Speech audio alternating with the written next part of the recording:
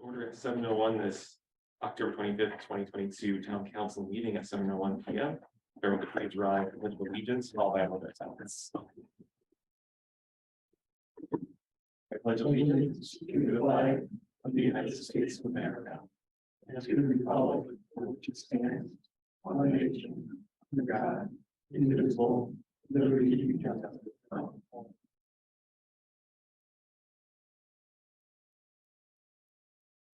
Thank you. Be seated. That brings us to item 4.1, proclamations and presentations. We have a citation honoring Tom Rollo, so I'll read that into the record and present it to Mr. Rollo, and we can do a group photo with the council. So, in recognition of Tom Rollo, formerly of 38 Barber Road, for his 11 years of service in the Tolland Water Commission. The purpose of the Water Commission is to supervise the management and operation of town-owned water company and to ensure a safe and ample supply of water at a reasonable rate. Tom Rollo's financial analysis and management experience contributed to the success of the water company. As treasurer, he was able to give the commission staff guidance on expenditures and revenues. When it was necessary for rate increases, he guided the commission through the process of determining the appropriate amounts. Most importantly, he understood the very complex world of asset appreciation. Each month, Tom prepared financial and budget versus performance summaries for the commission. His leadership in this area gave the commission the confidence to move forward on system improvements and engineering studies. During his service on the Water Commission, the town faced several weather emergencies that impacted the operation of the system. Tom was always a phone call away to assist staff and the town's operator, Connecticut Water Company. His calm and logical approach was always appreciated during stressful times. Both the town and the Water Commission have benefited from Tom's commitment to volunteer service. Now, therefore, I, Stephen Jones, on behalf of the citizens of Tolland, acknowledge Tom Rollo for his dedicated service to the Tolland community. In witness whereof, I have here to set my hand and cause the seal of town of Tolland be affixed on this 25th day of October, 2022. Thank you, Tom. And if you want to give any words, but just want to say again, I reiterate the last sentence about the commitment to volunteer service. You were steadfast, very dedicated, straightforward, and we always need more people like that coming forward. Yeah, I think volunteerism is a dying breed right now, and luckily I waited till I retired so I had more time, but more people need to volunteer. And I know we're always looking for volunteers in town, and the Water Commission was challenging, but it was very rewarding. I enjoyed the 11 years. Thank God I'd still be on it if I wasn't moving. Well, we appreciate it, and I know Jean and Bev sitting over next to you have greatly appreciated your time and service as well. So thank you. Thank you.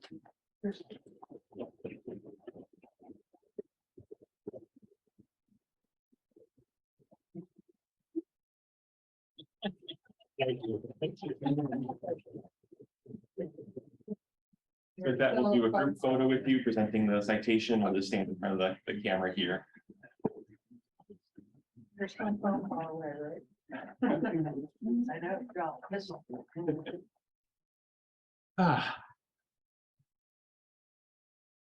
And I am a Zoom call away, Bev. That's fine.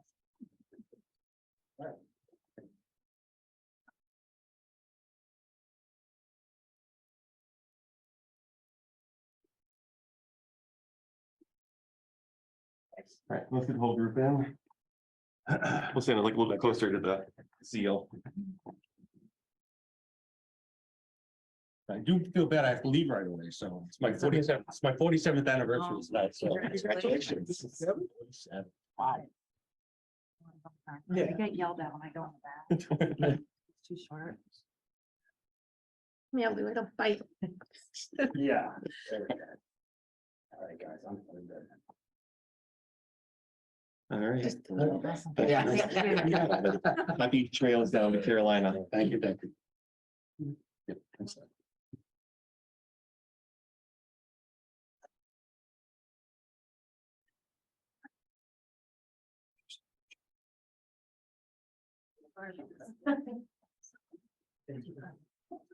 All right. Have a good night. Thank you. Thank you. Good night. With that, we'll move on to item 5, which is public petitions, communication, and public participation on any subject within the jurisdiction of the town council with a 2-minute limit. If you are in the audience, you can approach the table and state your name and address. Or if you are on Zoom, you can *9 or the raise hand function. I need 2 minutes. It might be best to say that for the end of the meeting, I think. Okay. All right, so with that, we will move on to public hearing items, which we have none. Reports of boards and committees responsible to the town council. Firehouse Subcommittee has not met. I believe our next meeting is in November, but that might be pending the bids process. But the timeline's in place, and I think we're going through that process. Birch Grove. We closed out the project and we're waiting for audit whenever that happens. Maybe at some point we could close out the building. Yeah. After it's set in the. After all the paperwork goes in, just in Yeah. case we have to do anything, Just in yeah. case. Baby steps, but we're getting. Right, yeah. All right, that brings us to reports of town council liaisons, and I'll start with Councilor Murray. I don't have anything. All right, Councilor Khan, Nothing. Commissioner Egan. I have 2. Planning and zoning met on the 17th. One agenda item, and it was about signs, political signs, business signs, banner signs, very extensive discussion. I would refer people to the minutes to get into more detail, and there's a lot of detail there. So that was planning and zoning. WPCA met, there was a new connection at 58 Belvedere Drive. They approved their 2023 meeting schedule. And then the Papati Electric Blue Complex, they have to submit their license request. They paid the fees for the connections, but they need to update their license. And they're just waiting on that, and they can go ahead and proceed with the connection there. And that's it. All right. And then for me, the Conservation Commission has a meeting on the 27th. They'll be discussing basic plant management, night use at Wannet, and a four-town Earth Day event. Councilor Luba? Thank you, Mr. Chair, that the Veterans Recognition Commission did meet. I wasn't able to attend, but I did speak to Mr. Maynard afterwards, and he updated me on the issues they discussed again. Development of the monument, the wall, the walkway, and some of the things that have been discussed regarding the Veterans Memorial, including the use of a brass plaque on the back of the stone there, so that we can update it to recognize all the services. Because the engraving of the stone would be too much, and it would set it off, it would be off balance. That there is also continued discussion regarding the Veterans Memorial Park area over by the Lions baseball diamond. That's all I have. That's great. Thank you, Councilman Leachek. Yes, so last week's mental health task force was canceled to agenda issues or something, so we'll follow up with our next regular scheduled meeting. Commissioners with Peace of People with Disabilities met last week. We had a guest person, Mr. Foley, arrived, and that was great. Commission got to ask him questions, and Brian got to explain some things that he's would like to do for the community as far as disabilities, and we also talked about the fields being more equitable for all people, so they'll be able to use it, and we talked about how successful the Harvest Fest was, and they have somebody that is interested in filling the one vacancy. I was hoping that it was sent into Sammy and Lou, but I don't think it has been from Deacon Ron Friedman, which I think would be a great asset to the commission. So I'll reach out to the chair and say that you guys have not. Well, we received a few applications for a few different positions, but we referred them to meet with the respective organization and respective agencies before we consider them. So the name they've been told to contact the commission. Okay, Ron did show up to that last meeting, so maybe somehow we can follow up with them, or, I'll follow up. all right, that would be great, because I'm thinking that they really would like this person for the next commission meeting. Okay. All right, and that's all I have. Thank you, Councilman Leachek. Oh, one more thing, Oh, I'm go sorry. ahead. No, you're good. The art subcommittee meets this Thursday, but the time changes went to 4:45. If anybody's excited to come to that meeting, it'll be at 4:45. That's it. All right, that brings us to 8.1, which is a consideration of a resolution to authorize the town attorney to enter an agreement with Langen Engineering Environmental Services, Inc. Just as a quick note, on the advice of the town attorney, I've been requested to recuse myself from this item of discussion, so I'll be leaving the room, sitting aside until the conversation is concluded. So on my phone and laptops, I'll be a buzz away once everything is all set. Otherwise, I'll turn over to Vice Chair Eden. Very good. I'll take it from here. As Chairman Jones says, this is a consideration of a resolution to authorize the town attorney to enter an agreement with Langen Engineering and Environmental Services. And Brian, if you could help us understand this. Sure, at a meeting with representatives from DEEP who have been assisting us with the salt in the well water system here in town and with that issue. In August of this year, they proposed that the town hire a consultant as it appeared they were going to back out of the process and still appears that way, and that we, instead of using them as our primary consultant, somewhat we have been doing is to hire a private. With that, our town attorney engaged with some people that he knows to have been entrusted in this field of environmental investigations, essentially. Attached to the packet today is the proposal. The key words you're going to see in there is not to exceed $5,000, and some of the goals, which will include a presentation. You'll see that in the packet as well. And also a corporate summary of those that will be involved in conducting the investigation, as well as the scope of services in there. And the funds will come from our environmental and other testing projects account. Very good. Any councilors have any questions?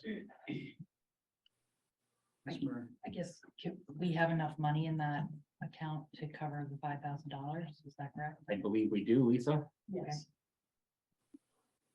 And this a pretty top level outcome that we're expecting.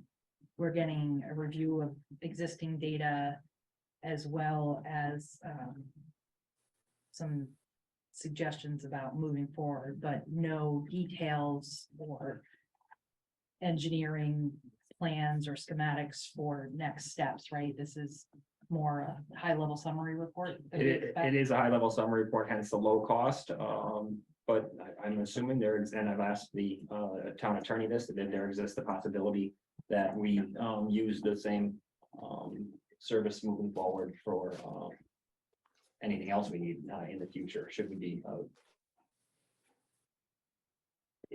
that way. And I know we have a number of residents who been asking for an update on what the town is going to do to address salt in private wells. Am I correct in understanding that this is a step forward in that process? Yes, and coincidentally, as you say that, I did get a communication from an email from a resident up in the Vineyards area expressing saying that that's looking for communication as where we stand. I communicated exactly that as one tuning into this council meeting, she'll get an idea of what's going on, but I also explained in detail where we are and what we plan to do after that, and that, the concerns that we have. Okay, and when do we expect to receive the report? Ooh, you got me on that one, Katie. Mike, do you have any idea how long it would take? I thought it was a quick turnaround, but again, it's really going to depend on them getting the information and reviewing it. But I wanted to say it was, I think they had like a 1 or 2 months time period, but my goal is to make sure they get all the information that they can do up front from myself or DEEP or EHD. So, like Katie mentioned, we want the best high level thing we can get. So it's really the information they're looking at, but I think they said 1 or 2 months. Less than that, yes. In my highlighting of review of it, I did not highlight the timetable. It's 3 weeks. Okay, great. Councilperson Murray, thank you. Thank you very much. Very good. Anybody else? No, okay. I think it's important to point out too, the folks that have been dealing with this, they've been dealing with it for quite a long time. And it may appear like this is a step back to square one, but it's not. So they're collecting, if I'm correct, they're collecting all the data that's been collected, and then they're moving on from there. So everything that we've already done will be put to use under the scope of this study, is my understanding. That sound right, Brian? Yes. Okay, very good. Anything else? Okay, oh, Sam. As you said, they are moving forward.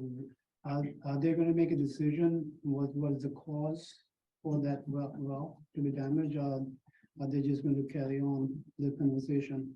I don't know if they have the information, they'll let us know that, I'm sure if they can make a decision, they will, but my guess is that that's a much more scientific deep dive as to. Determining blame, but, boy, if they could do that, that'd be great, but I don't think they'll be able to provide that same, I don't know if anyone will be able to, provide that, but certainly we'll ask that. I know, but the only question then, state was working on that, and then whatever they find, even though they couldn't point out XYZ or whatever town or state, whatever it is, I could be, I could be me or whatever it is.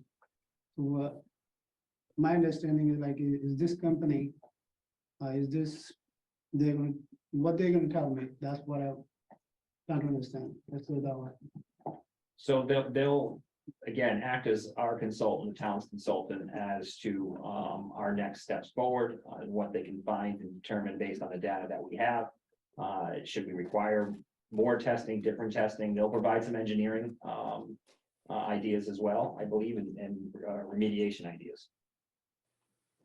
But it doesn't, to me, it doesn't matter because the state did that, town did that, we did quite a bit testing, everything else. We are gonna, it doesn't matter if we are gonna do 19 times or 20 times, we are gonna find the same water. Well, so the state is now gonna back out. They are backing off, I know, but it's like, And I'm not a water expert. me neither, that's. No one in I'm here trying to is, so we understand. need to retain an expert in that field to consult with. And oh, by the way, DEP is requiring us to get a consultant within 60 days. So we have to. Is that accurate, Mike? Correct. So DEP is saying, we're not gonna be your consultant anymore, you need to retain one. But if the DEP, with their asset and everything else, if they couldn't go nowhere for last 6 to 8 years, whatever the time is, this company is gonna say the same thing, and like, you know what, here the data is bad, she is bad, and this is good. So we are just playing 22 catch 22.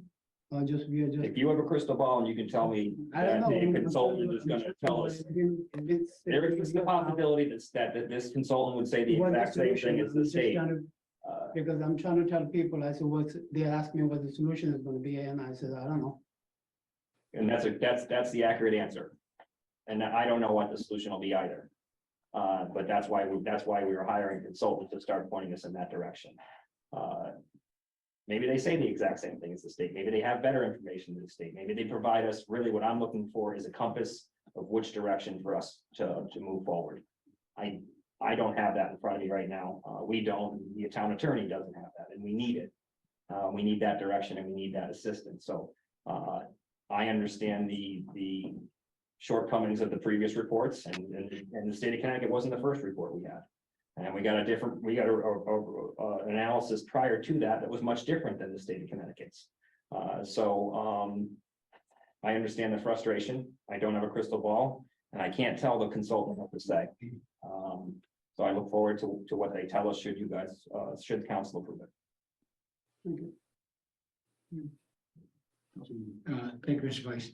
But so just so based on what you're saying, Ms. Foley, that they're gonna, this consultant's gonna take all the reports, the DEP one, the one that we had previously, take a look at all of it, combine the results, sort of come up with a singular combined report with their assessments to at least provide us some idea as far as a way forward. This is just a first in what is most likely going to be multiple steps. But it's something that's being required by the state. Is that correct? Yes, and required by the state, and as I asked the attorney when I read the proposal, is this feels like a basement. Mhm. And the ceiling is well above what we're starting out here with, and we'll move forward as needed for their services, should we need more services, and then go through council. Right, and that's something where DEP said that they're no longer gonna be working with us, that basically they're washing their hands of the situation. And they're leaving it up to us, and now this is something that, not just for our own purposes, but for our insurers' purposes, we need to initiate this to at least try and find a way forward. Is that Accurate. correct? Yes, sir. Okay, thank you. Anybody else? Okay. Would anybody like to make a motion that's laid out in this item 8.1? I'll make that motion. Do we have a second? Sammy seconded. All in favor? Aye. Any opposed? No. Any discussion? That is unanimous. That's unanimous. All right. So would somebody like to text Mr. Jones and tell him that he's welcome to rejoin this meeting?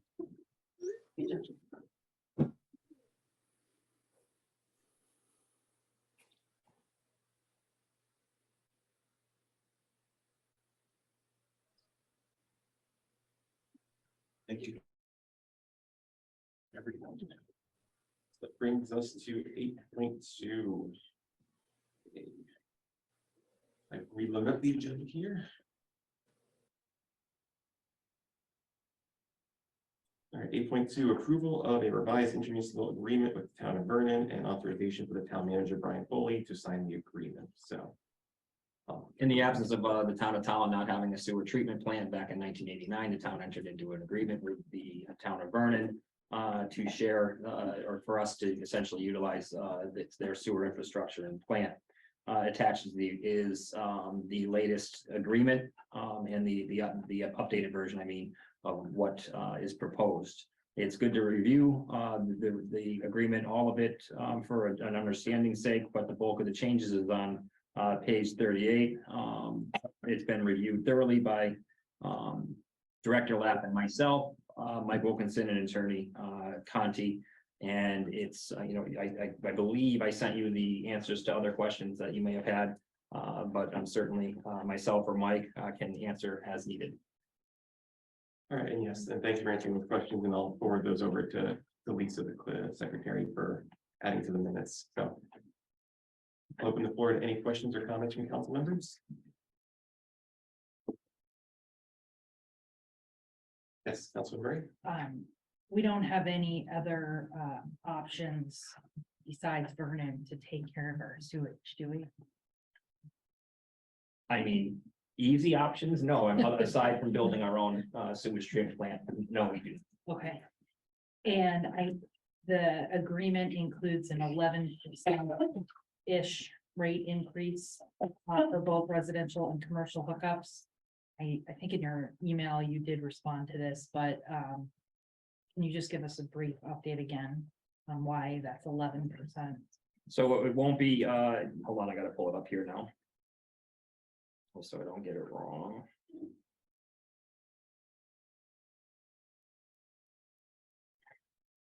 So there hasn't been an increase since 2019, and the increase event essentially is a 0.078% increase, which essentially is $80 for a residential hookup. And the commercial is a 0.0058 increase, which is it's really intended to make their software work easier in the town of Vernon and eliminates human error, basically. The funds that any funds that come in from that go towards maintaining infrastructure, sewer infrastructure with the town of Vernon. And I think the other thing that you clarified in that communication was it only applies to new connections. Correct. So it's not as though existing customers are going to see that rate increase. Thank you. Thank you, Councilman Murray. Are there any other questions? All right, seeing none, I entertain a motion to approve the resolution as outlined in 8.2. So moved. So by Councilor Luba, is there a second? I'll second. Second by Councilman Yudichak. Seeing no further discussion, all those in favor signify by saying aye. Aye. That is unanimous. We'll move on to 8.3, which is a consideration of a resolution to close out the Board of Education COVID Relief Fund. And we have the tonight Dr. Willett as well. In fiscal year 2021, the town council approved temporary creation of the Board of Education COVID Relief Fund in order to meet different issues that popped up in the school system to deal with COVID. Both Superintendent Willett and our financial director agree that it's time to bring that to a close. There's a minimum amount of money left in the fund that will be transferred over into the general fund. There's no further required expenditures. And largely, this is a formality to close it out. Is that accurate, Dr. Willett? Yeah. Open the floor to questions from council members. I'll just make the comment that I think while COVID is still an endemic issue, I think it's great to see that we're kind of moving forward, and I think the school system has the mechanisms and a lot of learning experiences in place to deal with any spikes or any arising issues, and that we're able to move forward closing out this fund. So, thank you for all the diligence and very thorough efforts utilizing nearly every dollar possible or within reason for that purpose. So, seeing no further conversation, I will entertain a motion to approve the draft resolution as outlined in 8.3. So moved. So by Councilor Murray, is there a second? Second. Second by Councilor Luba. All those in favor signify by saying aye. Aye. That is unanimous. So move to 8.4, which is a resolution appropriating 1.5 million for the installation of the HVAC system improvements at TMS and TIS, and authorizing the issuance of up to 900,000 bonds and notes to finance the appropriation and the setting of a public hearing thereon for November 22nd, 2022. And I just want to make a quick note, there was something caught by one of our astute council members regarding the reference to Senate Bill, I believe, 423. The language was incorporated into, I think it was House Bill 5566, right, exact House bill, but it was one of the budget update bills, so it was implemented into a larger bill. So some of the language there is probably comparable to as in Senate Bill 423 that was referenced. But I'll kick it over to Brian and Dr. Willett for additional context. Board of Education, in October, the Board of Education voted to support the district to apply for an air quality grant through the state of Connecticut. Now this is a request. The grant is basically the town has to support 49.64% of the grant. Or no, I'm sorry, we have basically 51%. Is that accurate? The town has to cover 51 and the state will cover 49.64. And so this is just a discussion to have a public hearing on November 22nd to for us to secure funding for that 51%, which would be 900,000. Really, it's 744, but we plan for everything costing more than we expected to. Thank you, Brian. And I'll just clarify for the record, it's Public Act 22-118 is where that language is now found, specifically on page 494, which is section 369 of the Public Act. But with that, I'll open the floor to any questions from council members. Steve, more of a procedural question. How much of our questions do we want to ask now versus for the public hearing? I would say some initial questions would be good for now, but definitely want to, if we move forward with sending this to a public hearing, save a lot of that for that time. I think we'll get a lot more information, clarification if we move forward with the public hearing. Okay. So I just have a few questions that if they can't be answered tonight, that's okay. But I would ask them again at the public hearing, so fair warning, I guess. I know that we're asking to approve a bit more than the anticipated costs because of the anticipation of increase in actual costs. Is there contingency built into the baseline budget, and then we're going to go above and beyond the contingency, or would the contingency be the increase from 744 to 900,000? So is the 744 does that have the basically what are we 20% usually? As far as the contingency, I'm not sure what is built into the project for contingency. Dr. Willett may be able to respond to that, but I will talk about the bonding question because it's a little involved, but I'll let him respond to the contingency piece first. So there is contingency built into the 1.5 million. It would include potential issues with environmental situations such as asbestos, engineering expense, miscellaneous electrical design modifications. The contingency is about 200,000, 300,000. That's the difference between the 1.2 and the 1.5.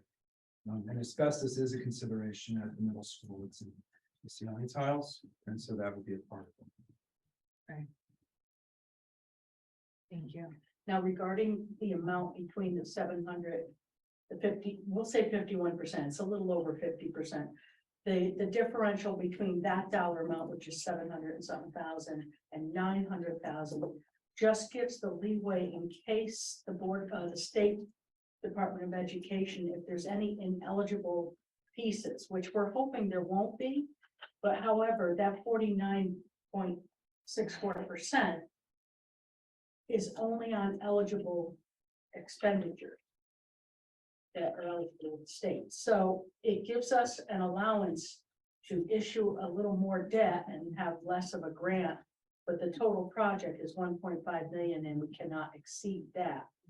But regarding the debt amount, it's limited to 900,000 and we cannot issue any debt in excess of that. And we're hopefully not going to have to issue more than the 50%, 51%. Okay. The asbestos was, my next question, so. I don't know, I feel like everyone sort of takes a cautious step back when we talk about asbestos.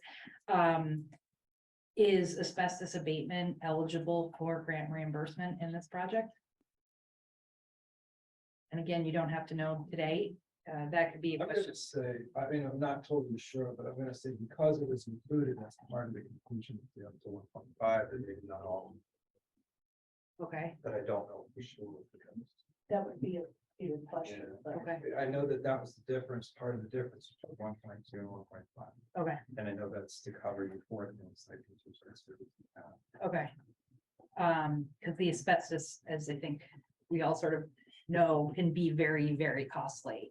And I did see from the documentation that asbestos is explicitly excluded from the pricing.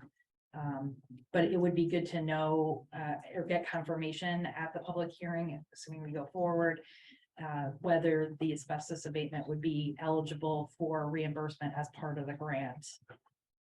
In whatever percentage the grant does the reimbursement. I also had some specific questions on the proposals. It says that the existing equipment will be retired in place. And I was wondering what that means and how that impacts the these buildings going forward. So, I mean, I know that sometimes, in the district, abandoning equipment, obsolete, non-functional things happens. So Honeywell did it with, the ESCO project. They abandoned a central boiler at TMS back in 2013, 2014. So things like water tanks have been, abandoned and in place, as you transition from well to city water, and that's kind of the terminology they've been using, is abandoning in place. The project will, still have to go out for design, but I think sometimes the cost of removal, it's just easier to abandon them. Sure. But that's my understanding of that. Okay.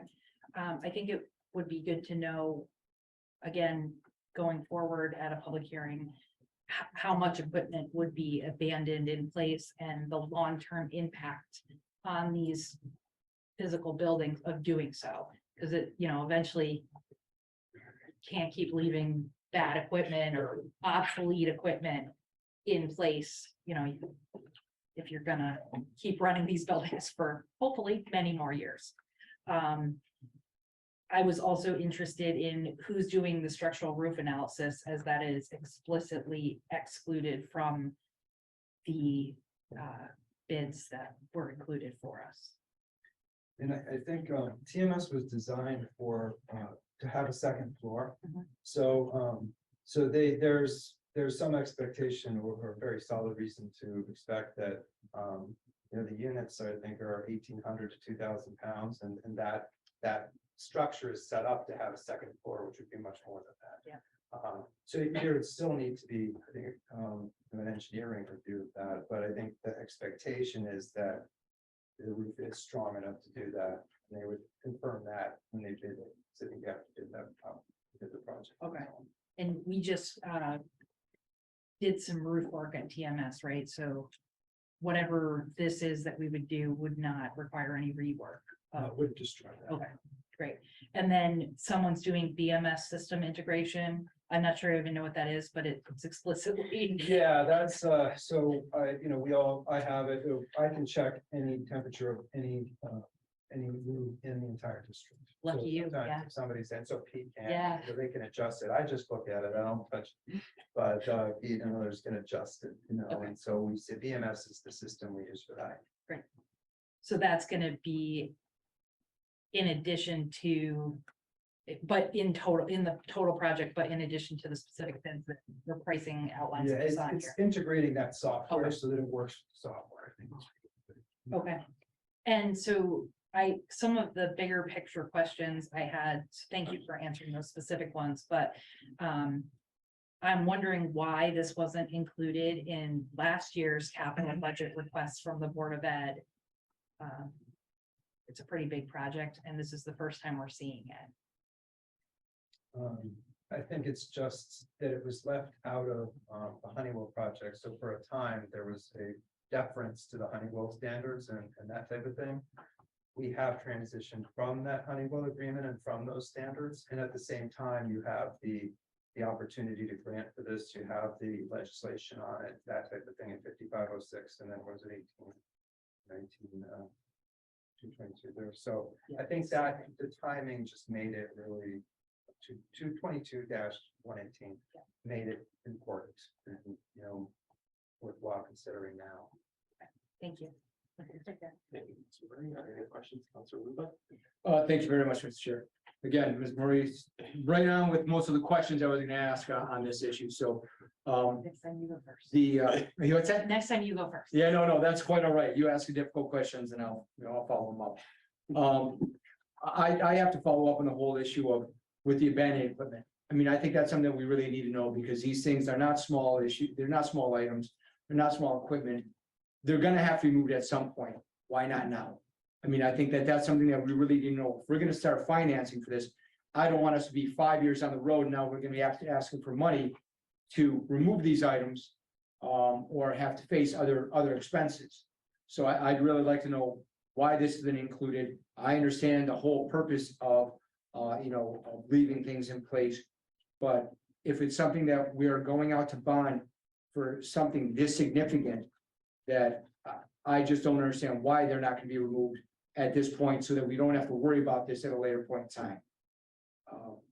So I'd like an answer to that for the actually prior to the public hearing, so at least we can have some informed answers or make some informed decisions rather than arguing about it during the public hearing.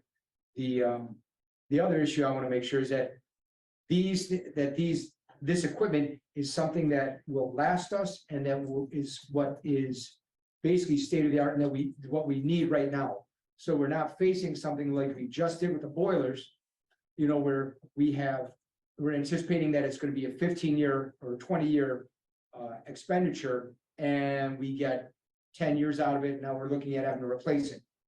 So I want to make sure that this is something that, that meets the needs, not just now, but for future needs, and that there's redundancy built in so that we're not looking at having to possibly replace something at the last minute, like we had to face with the boiler. That's something that I want to make sure that we all know before we go forward on this. Again, this is a substantial amount of money, substantial bonding, and it's something that we need answered appropriately. And again, I agree with Ms. Murray where, I understand the benefits of doing the bonding and everything else now, but this is something that, again, with an expense this large, we should have been at least looking at this last year.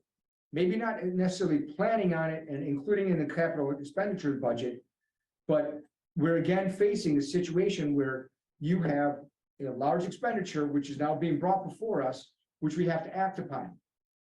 And that it's something that, I wish that we had known about last year, or, as soon as it's something that could have been seen on the horizon.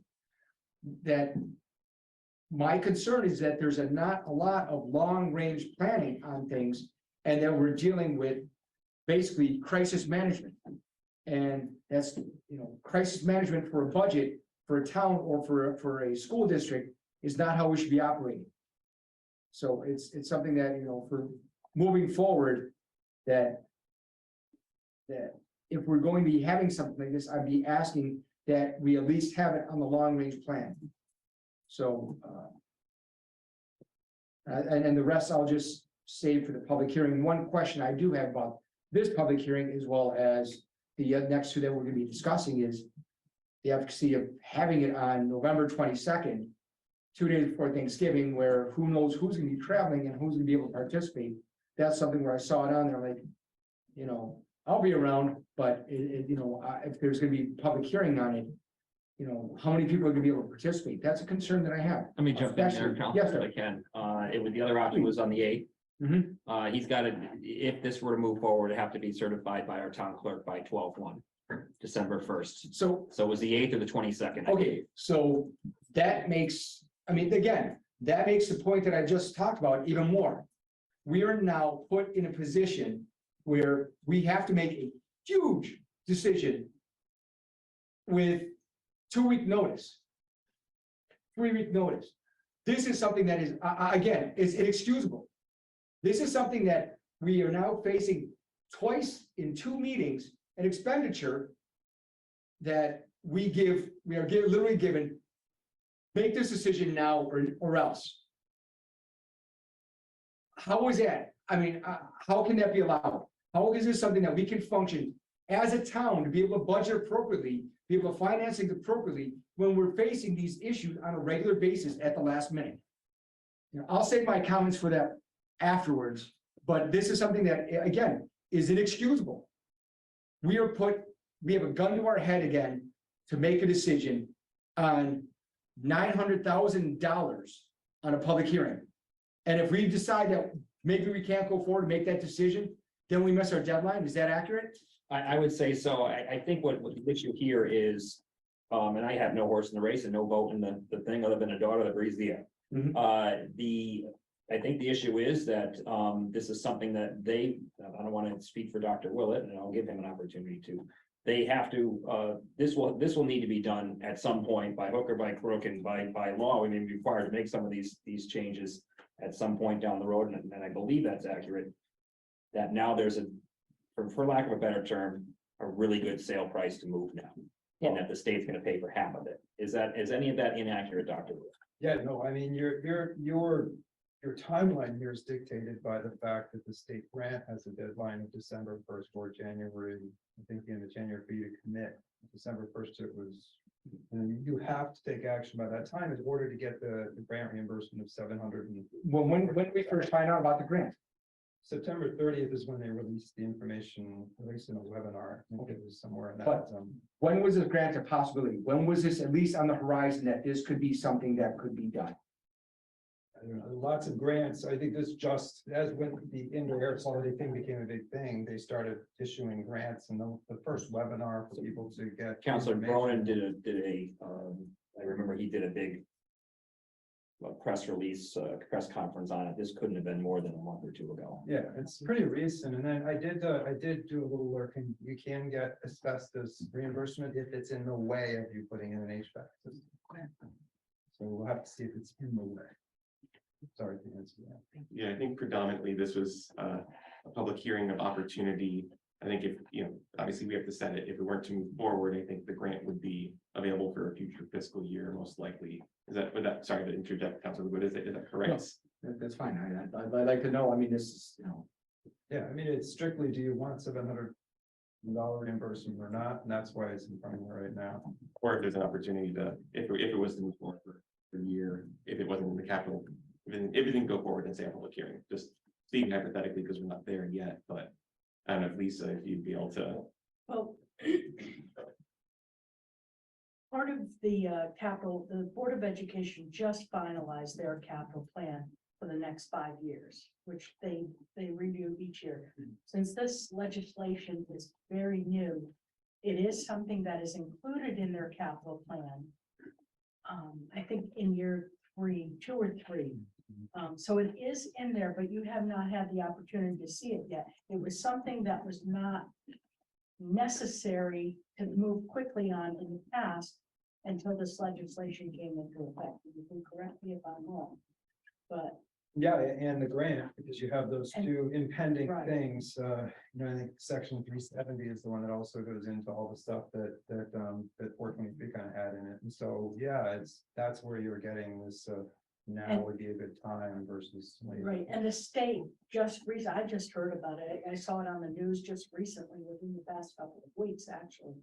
However, the grant, they're not giving us much time, and it's an opportunity. If this is something that the community wishes to move forward with, you have an opportunity to get almost 50% reimbursed. Otherwise, in 2 or 3 years down the road, we don't know if there will be a grant opportunity out there for this particular type of rehabilitation of the air quality. So they didn't, so the legislation or that passes is something that they didn't say that this is a grant that will be lasting for X number of years. This is just something where they said, hey, we got money and apply now or else.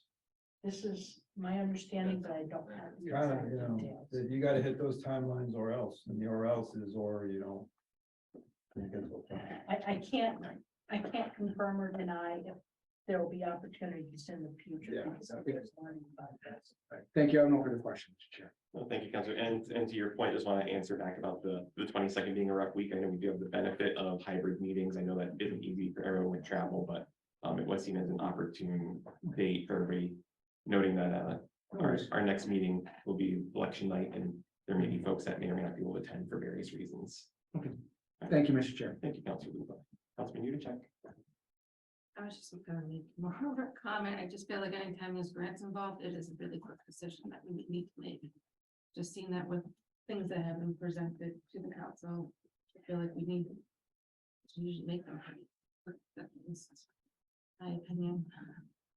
I appreciate it. I think also another point just to make for regarding the 22nd, I think that does give a lot of ample opportunity to clarify the information in the Public Act and get a lot of the questions that Councilor Murray, Councilor Luba have asked. So we'll have, I think, a lot of time to get that information compiled. So we're making the best decision possible, and the public can also have that input to us since it is a hearing. Thank you. All right, thank you, Councilor Luba. Thank you, Councilman Yudichak. Is there any further discussion? For the second time, I can wait if anybody else. Yep, Go ahead. I definitely understand the pressure of being brought things and having to make quick decisions, but I would also like to make sure that we're keeping in mind that our staff is finding grant opportunities for us. And there's a lot of, we want to see projects where we can get grants. So thank you for finding a grant opportunity. And it is a little difficult sometimes for us because we do have to decide quickly, but it is great to see that these requests do come with some sort of funding mechanism assistance. Like 2 weeks ago, we moved money around. We weren't asked to allocate new monies to what we were doing. So this is an opportunity where we'll be able to utilize state grants. So thank you for that. And hopefully we can get some more answers and get the public hearing information before we make an informed decision. No, absolutely. And as we get closer to onboarding our new grants and project admin, they'll be able to provide additional assistance and guidance for future grants.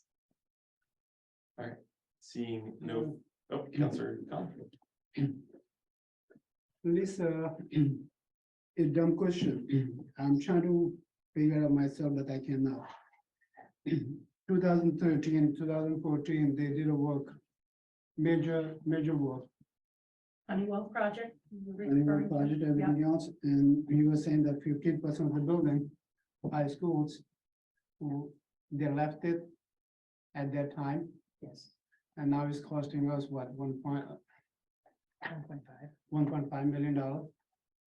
that is correct. The Can you, reason that he is there any way, I know you are expert in the financial, but is there any way you can compare what would it cost 2014 and right now with the inflation, everything else, like what, 100 times more than that? I don't have that information, and I'm not qualified to estimate. The only that thing what the cost- I'm a small resident, but like what I'm trying to say is like on that time, it would have cost 10,000, now what it cost 100,000. And that's the way I'm looking at it. If that doctor or you or anybody else could have jumped in and, you know what? We should have, That we was- should that have done was it the money at that Yeah. point. I mean, I can. Then waiting for 15, 20 years, it doesn't matter if you're getting grants of 944,000. It's still, it's a taxpayer money. That's my concern is. Thank you. I mean, I can do this, but do you want to? No, Go ahead. It's still, it's So the a Honeywell taxpayer project- money, it doesn't matter if it goes from the town or state, it's a taxpayer money. So it's like, thank you. Sure, I mean, I can understand that. From my understanding, the Honeywell project, they excluded those areas largely because they financially couldn't make the return happen if those areas were included.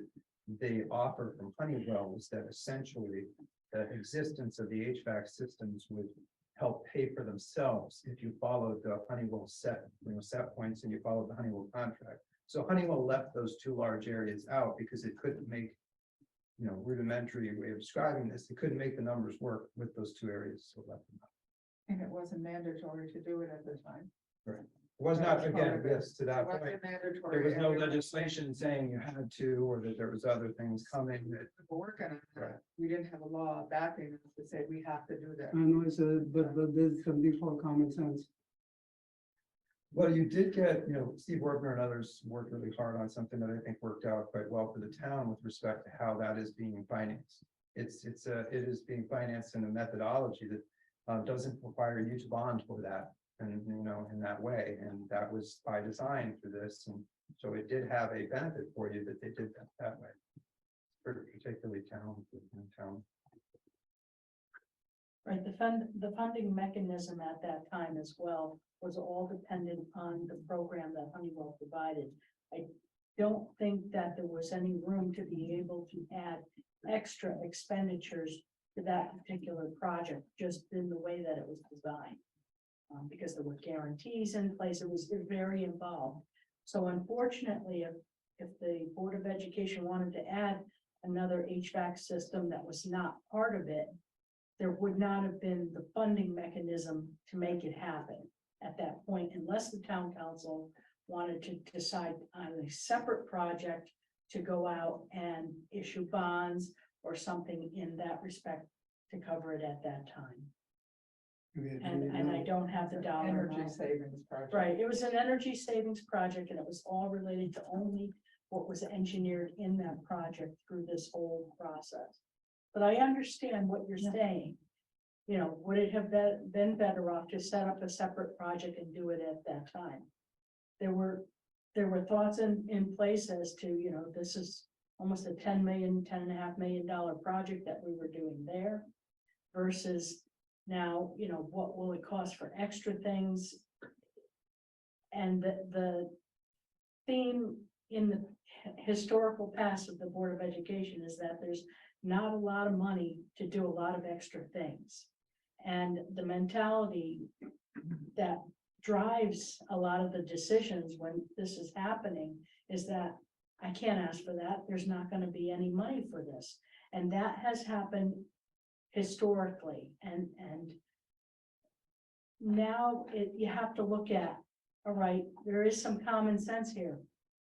Do we look at doing these other things and then leave it up to us to decide, is it a cost that we wish to absorb now or not? But we have to communicate that with the stakeholders to make sure that they're feeling comfortable to come forward with requests like that in the future as well. Thank you, Lisa. I think just probably some additional insight is the Honeywell contract, I think actually was closed out last term. I think because it was no longer profitable for us to maintain that engagement with them, because they weren't putting money into the system, so we broke through with that, so. All right, are there any other questions from council members? All right, seeing none, I would entertain a motion to approve the resolution outlined in 8.4 and set public hearing for November 22nd. Almost. Is there a second? I'll second. All right, seeing no further discussion, all those in favor signify by saying aye. All right, that is unanimous, so public hearing on the 22nd, and As always, if there's any questions from council members, please reach out to Brian and Dr. Willett to help procure information for our meeting packet for that dates. All right, that brings us to item 8.5, which is the consideration of a resolution to create an affordable housing trust fund ordinance and setting public hearing thereon for November 22nd, 2022. And we also have with us tonight David Corcoran, head of planning and development. If there's any questions for them. So this is a public hearing to require, in essence, the Planning and Zoning Commission decided that any development of housing over 10 units would require 5% of that housing to be affordable housing. And then if not, to create an option to buy out for a developer to contribute monies into this fund. The funds would be used towards assistance in creating for affordable housing down the road. The expenditures of the funds would fall under town council approval with advice or recommendations from the Affordable Housing Committee. Page 68 within the packet is a document that describes the ordinance in detail. Dave Cochran and I are here to answer, Corcoran and I are here to answer any questions you may have. Thank you, Brian. And I'll just say before I open the floor, I think this has been a very long-term conversation. I think one of our first meetings was back in, I think, February or March, and there was definitely a lot of butting heads and, tough conversations to try and understand where we were going. And I think by the time we met in, I think, late July or early August, there's been a lot of reconciliation and common ground found on this affordable housing trust fund. So I'm glad to see it being drafted and being brought forward to us to finalize before the end of the calendar year. With that, I'll open the floor to questions from council members. Councilor Luba. Thank you, Mr. Chair. Yes, I agree with you. I think that this is something where we've come a long way from where the joint meeting was last year. My question is for the funds. I mean, I don't see it inside the proposed revision as far as what was the rate. Jeez, having trouble talking today. But what is the rate that was set as far as for if the developer wanted to buy out the option? So it mathematically comes out to $50,000 per full unit, but it's prorated based on whatever percentage that is. So if the requirement is 5%, which it is, so if you're building a 20-unit development and you opt to not build any affordable, instead of 1 unit, you have to pay $50,000. If you're building a 10-unit development and opting not to build an affordable unit, you would have to pay $10,000. 5 units, 5,000, and so forth. Where's that codified, Dave? So that's in the planning and zoning side of the regulations. So that'll be coming forward in public hearing for them on the 28th of November. But so the rate that was set was 5% then, or? Yeah, so it's 5% of any development over 10 units has to be affordable. Okay. Okay, thank you, Mr. Chair. Thank you, Councilor Luba. Are there any other questions from council members? I guess just a procedural question. This trust fund that we're being asked to consider is not directly tied to the planning and zoning regulations, and the planning and zoning regulations, these are two independent regulations. So if one changes, it doesn't automatically change the other. Is that correct? I'll let David clarify. That's correct. So the way the planning and zoning regulation is worded, if their regulation will kick into effect as of right now on January 1st, 2023. And the mechanism, the way it's written, it says that if you don't create an affordable housing trust fund, the option to buy out would go away. So there would just be a mandate to construct affordable housing. That's how this sort of plays together. So. Thank you. Thank you, Councilman Murray. Are there any other questions or comments from council members? Councilor Luba. Just when is a public hearing on the for planning and zoning on that issue? November 28th. Okay, so happen after we decide whether or not to after we have the public hearing on the whether or not to create the trust fund. Correct, that way. So, all right, thank you. Thank you, Mr. Thank you, Councilor Luba.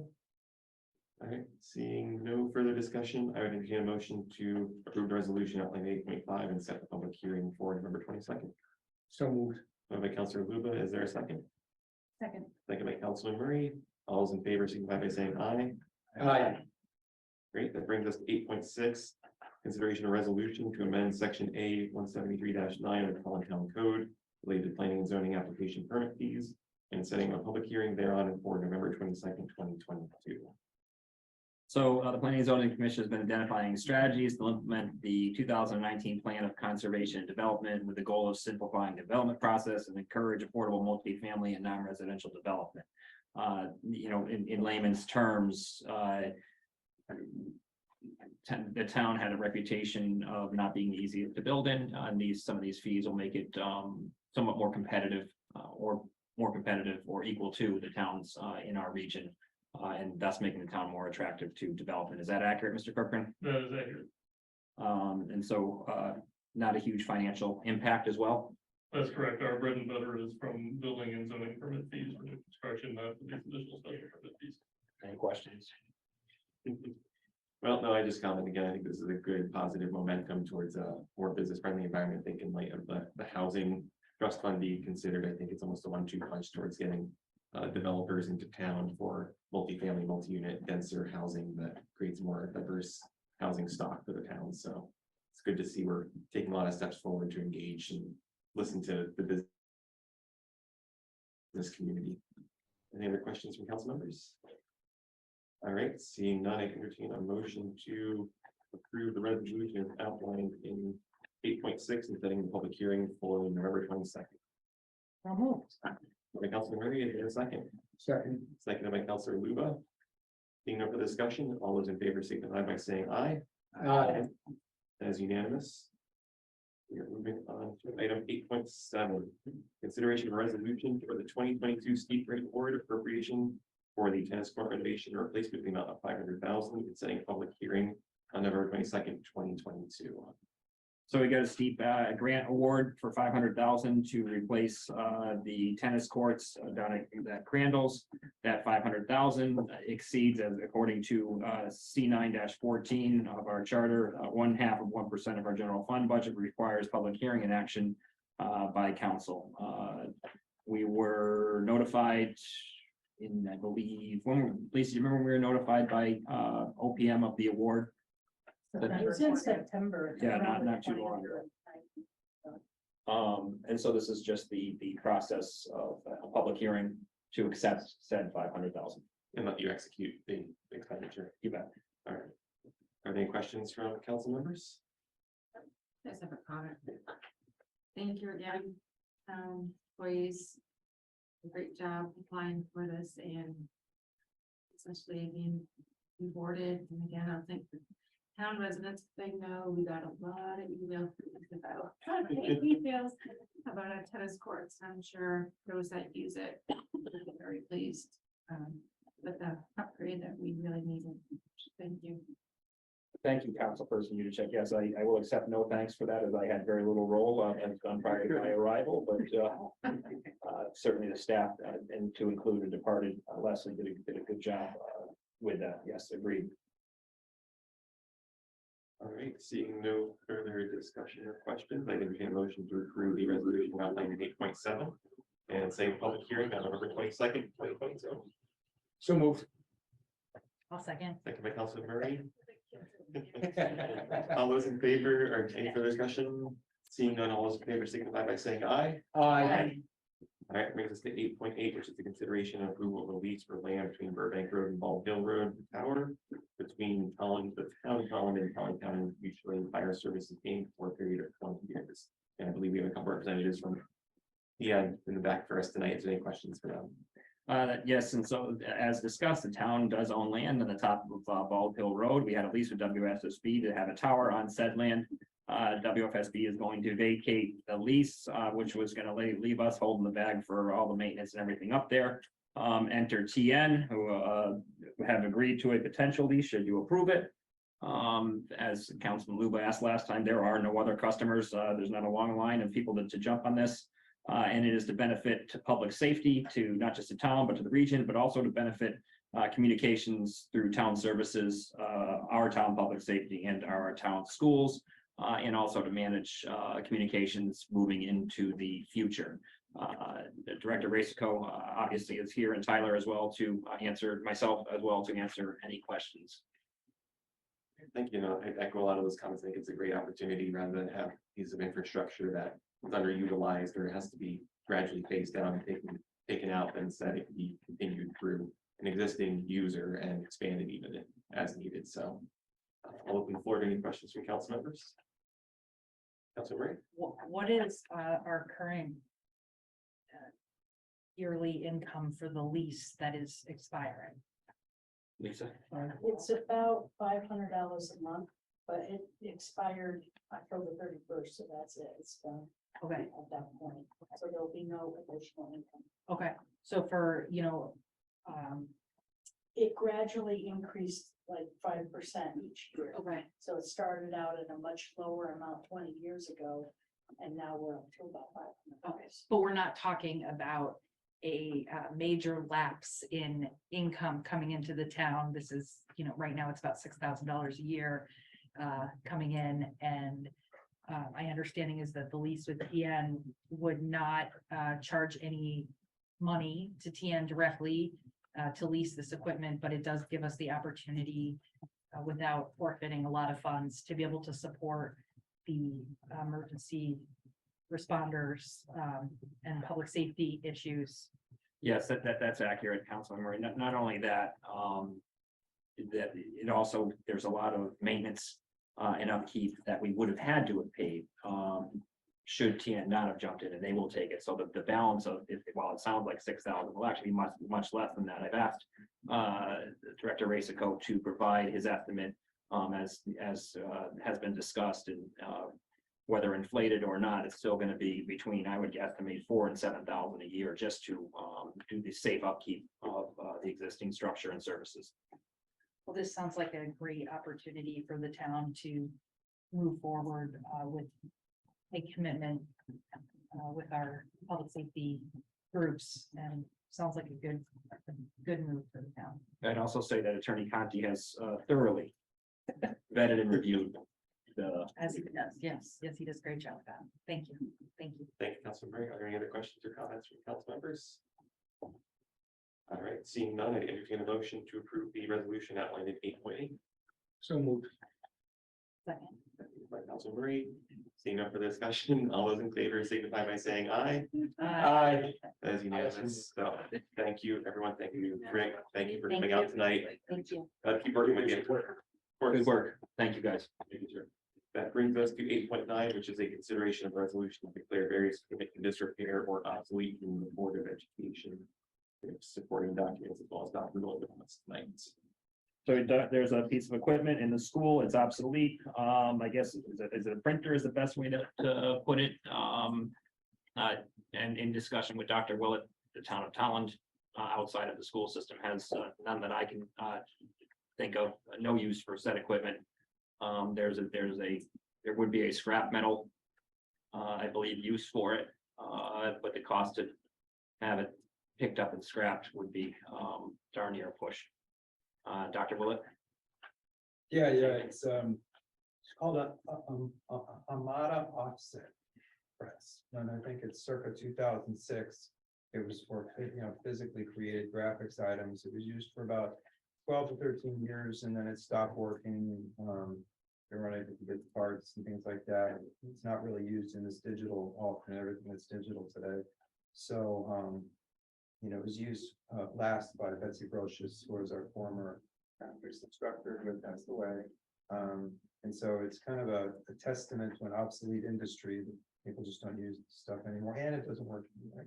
So it would be, it was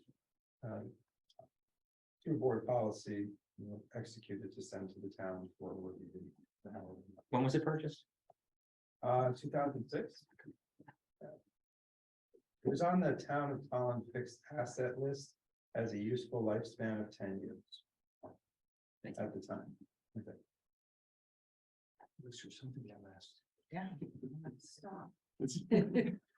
All right, are there any questions from council members? Councilor Murray? How do you get rid of it? It's not even worth its weight in scrap. Well, The unit could be publicly auctioned, you can look for online, somebody might be an enthusiast of this kind of stuff, like some people look for Apple IIe's and things like, who knows, Really? maybe somebody Yeah. will look for this, but. You do a public auction, you could put it up online, Okay. we'll probably try by any means necessary, you may be able to pull some steel out of it, I'm not sure. But All right. Interesting. Are there any further questions? All right, seeing none, I entertain a motion to approve the resolution outlined in 8.9. So moved. Is there a second? Second. Moved by Councilman Reed, second by Councilman Yudichak. Seeing no further discussion, all those in favor signify by saying aye. That is unanimous. That brings us to 8.10. Vacancies and appointments. We did receive obviously Mr. Rallo's resignation from the Water Commission and also resignation from Gerald Chusos. If I'm not saying correctly, my apologies for the mental health task force. So there are vacancies in those boards. Checking here, we have one appointment for consideration for the VRC. So I would entertain a motion to approve the appointment or reappointment to the Veterans Recognition Commission under 8.10A. So moved. And is there a second? Second. Second by Councilman Murray. Seeing no further discussion, all those in favor signify by saying aye. That is unanimous. Thank you, everyone. We have no old business. That brings us right over to 10, which is the report of the town manager.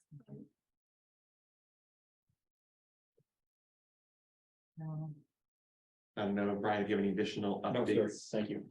All right. I was looking at the vacancy, but question.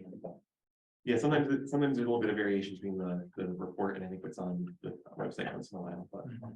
And are there any questions for the town manager at this point, outside of the report line, just general? That brings us to item 11, which is adoption of minutes. So I would entertain a motion to approve the minutes as outlined in 11.1 through 11.3. I'll make that motion. So moved by Councilman Yudichak. Is there a second? I'll second it. Second by Councilman Murray. Any further discussion? All in favor, signify by saying aye. Aye. So that is unanimous. Brings us to item 12, which is correspondence to council. So there were 3 emails between the 12th and today of October, one regarding the Veterans Memorial, one regarding the DEI Task Force, and one regarding the Veterans Recognition Commission.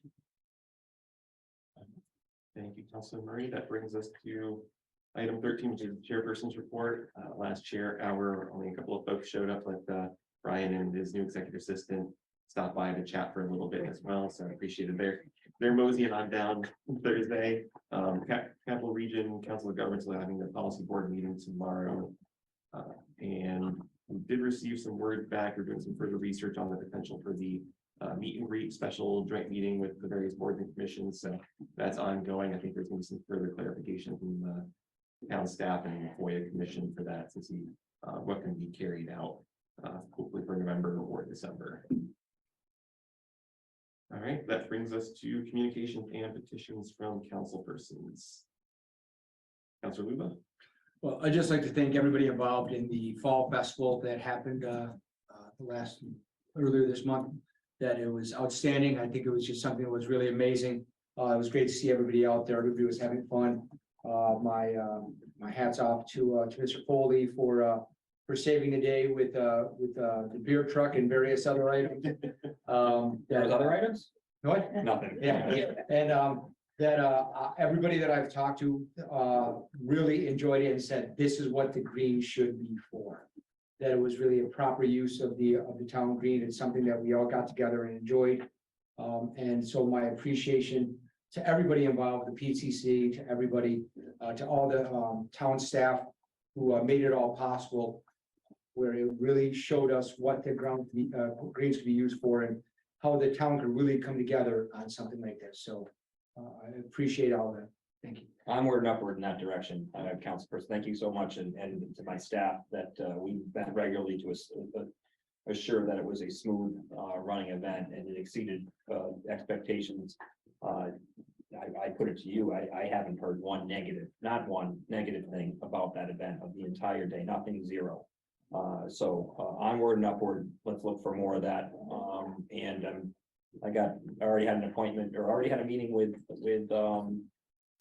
staff on the Festival of Lights, and I have Mary Pat in my sights this week, or next week, I believe, on the tree lighting. So again, here we go. Thank you for your support. Right back at you. Now, next time we just need a hot cocoa truck. I know they usually serve some, but that would be great. You got not any money in hot cocoa, but I'll get it. On cold winter night. Yeah. Just saying. Oh, yes, they did do, actually. They did have a truck there for the parade. Yeah. Any other communications or petitions? I was just gonna mention, I sent it to Mr. Foley and been vice chair. Just when I was at the Harvest Festival as well, somebody came up and said that there's a potential grant offering from the state and roughly 1 million to be given to different communities for renovation for senior housing sectors. Not sure if that's a real thing or. On October 31st, we'll have somebody in the building to Okay. research that for 40 hours. But that being said, I can't find it. All right. Um, And I think it's small cities money. Okay. We should have cornered her, It's. right? She, that was a late, I think I was standing there and she mentioned it. Yeah, because she mentioned it to you too, Yeah, so I was just hoping that. it was news to me there and it continues to be, but like I said, hopefully on just October 31 starts our grants person. Okay. In every email you send, I will forward right to her. No, I'm sorry, I already have. Her email is still active. no, good. I have. You know. All right, that's it, Thanks. thank you. Thank you, Councilman Yudichak. Councilman Ray? Yeah, I echo the sentiments that the harvest fest was great. I personally like the scarecrows out there too. I think that's a lot of fun. I've definitely seen people stopped at the green in various times during the day to look at all those cool scarecrows. So that's really fun. And it's fun. I think I was on Main Street, Manchester this week, and they also have scarecrows, but they're not as cool as ours. So it's a little bit of hometown pride, to see how cool our scarecrows were. So thank you to everyone who made a scarecrow, because I know there's a lot of time and effort goes into that. I did have two questions about, one is the SAFER grant. Do we have any update on the status of the SAFER grant, or no, we didn't get it? We do not have an update at this time. Awesome. That doesn't sound like good news. Well, we haven't heard any response, either yay or nay, Okay, and it does take some time for them to go through the process. yeah. Yeah, it's been something like too, so yeah, okay. Yeah. And ordinance 60 has been on our horizon. I just wanted to make sure that it's still something that we're looking to continue our conversations on. No, absolutely. And I think that was gonna be a follow-up conversation, and I think Brian has their hand We raised. have it, it pops up on our future, agendas, and we talk to, Jason as needed. I spoke with people in our community as well for some pointers, previous council members and such as well for some, suggestions. So yes, it's a great program and, happy to discuss it in a future date. Thank you. Thanks, Councilor Murray.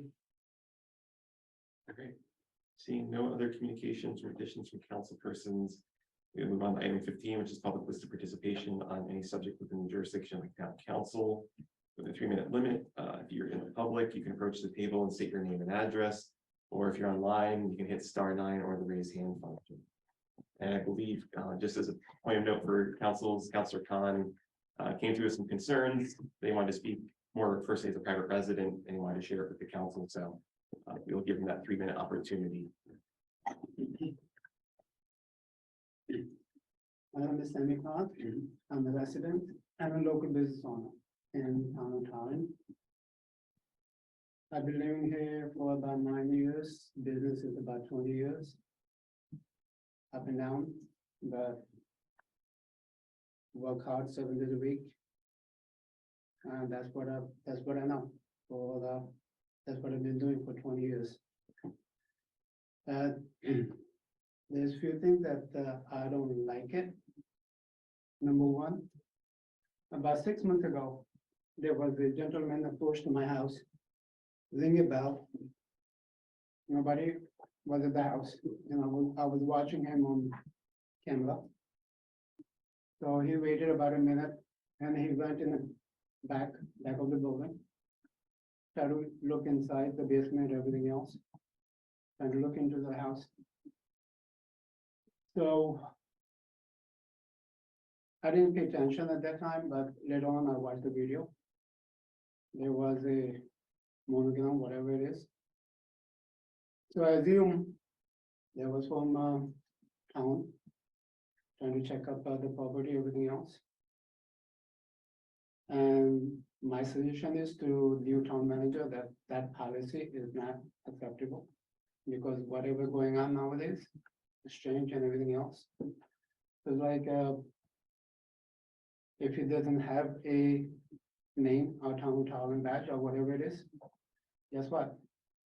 I'm not gonna hesitate, because I'm not gonna ask him what the heck he is doing on my private property. I will not, honestly. Since he's not town employee, private contractor, but he does not have a badge. So they should be, if they wanna go to my property, anybody else property, they should be town employee, or they make a phone call, you know what, we like to come down. Because they have to, you have to trust residents who is paying your salary and who's paying the taxes. That they're gonna let you in, and they're gonna let you inspect the house, whatever the reason is. But if you do not trust, then something might happen. One, and number two, as a business owner, last Monday, I got a phone call from my headquarters from Between Round. Hey, aren't you paying your personal property tax to the town of Tolland? I said, Jerry, what the heck you're talking about? Who the heck are you to tell me that I'm paying or not? So I'm getting a phone call from town of Tolland that you should be paying some personal property tax. I said, it's none of your business. It's none of your business, it's mine. And I spoke to Jason, I told him, I said, you were there in my building about 2 years ago. You took the whole inventory, you spent about 15-20 minutes. You took the whole inventory about 2 years ago. And I showed you, this is Cisco, this is Rossi, this is Greenleaf, this is the vehicle side. Nothing has been changed. And you don't have a courtesy to come down quarter miles of pick up a phone call. Sammy, did you add up anything? Rather than making phone calls to a different, making a few phone calls, not one phone call. Few phone calls to get a response. You're gonna get a response from me that, hey, you know what? I didn't add up a micro, I didn't add up whatever it is. I would have told them. I mean, don't be sneaky. Be forward. I mean, you're getting taxes. And if you do not trust a taxpayer, who the heck you're gonna be trusting? I don't think that that's the right policy. Should be considered as be honest policy and make yourself a faithful employee. Thank you. Thank you, Sam. All right, is there any other public comment or participation? Thanks, Oh, sorry, give me, sorry. Oh, go ahead. My name's Sean Lappin. The first item on the agenda was very near and dear to me because I'm dealing with contaminated wells. I live at the corner of Old Post and Mountain Spring Road. You guys referenced a report that I'm pretty sure was done on my property, the Apex Labs report, that was inconclusive. It's been an ongoing process for years, for my salt contamination. There's been no definitive resolution because they haven't been able to go beyond the bounds of my property. But for all intents and purposes, nobody else can point any other causes. There's been no, I've talked to all my neighbors, there's been no water softeners put in as of late. Nobody's opened up the salt mine. There's nothing of that sort. So, you know, I share this council member's concern when it comes to Sammy Khan, sorry. When it comes to, like I said, we're going back and getting a different consultant to go back and kind of figure out what we need to do. I understand it's a lengthy process, but unfortunately, I've become a little bit of a water expert to a degree of dealing with all this. And, you know, we actually just recently drilled a well on my property. I'm sure the town council, that probably was a meeting agenda at one point. And it did not test well. It's still a bad well. They have to abandon it now. And so, to my knowledge, and speaking with DEP and my own, you know, information, we're left with public water or with the option of doing a commercial reverse osmosis system on my property installed in a proper manner. Which at a cost of about $40,000, give or take, based on my quote that I got from a company. And obviously the town's dealing with this on a much larger scale. So my question isn't that a Q&A in any capacity or no, just a public comment? In general, there's not too much Q&A, but we do Okay. provide some leniency if the town manager would like to respond or any town staff. Okay. You know, it's up to their discretion if they want to respond to any Um, questions. my only question is the town committed, even without definitive scientific evidence that it is road salt runoff that's affecting these wells, kind of the point of what Sammy mentioned, you know, when DEP has done some studies, there's been the Apex Labs report, and we really haven't come to a conclusive finding of 100%. But is the town committed to getting potable water to each of these houses in the long term? That's kind of my question, you know, kind of moving forward when it comes to this, because, you know, I don't have a potable source of water. I get bottled water dropped off to me, and it's not only can I not drink it, it's also corrosive to internal plumbing. Gone through multiple well pumps, washing machine, couple toilets, dishwasher, multiple water heaters. So it's impactful, so. So, I can't speak to, I'm just new to the game. I did review your report, and I believe there is an active, plan as well, so I don't know how freely I can speak, to this topic, but, I can tell you this, I have a family member with the same exact problem, and I'm concerned that she has, good water as well, so, I'm committed to a resolution for not just yours, all, but I understand yours has probably been the most painful, so I thank you for your patience. And your property's at the top of the list as to, especially with the longevity, as long as you can. Okay, thank you very much, Jeff. Just wanted to see where we're at with that. Appreciate you guys' time. Thank you. Thank you. Is there any other public participation? All right, seeing none, we'll move to item 16, which is adjournment. I would entertain a motion to adjourn at 8:28 PM. I like. I like- So move. I really do. So moved by Second. Councilman Murray. I really do love to- Seeing no further discussion, all those in favor say. What's that? Okay. Seeing no further discussion, all those in favor signify by saying aye. Aye. That is unanimous. Thank you, everyone. Have a great night. Thanks, Lisa. Thanks, Mike. Thank you, everyone.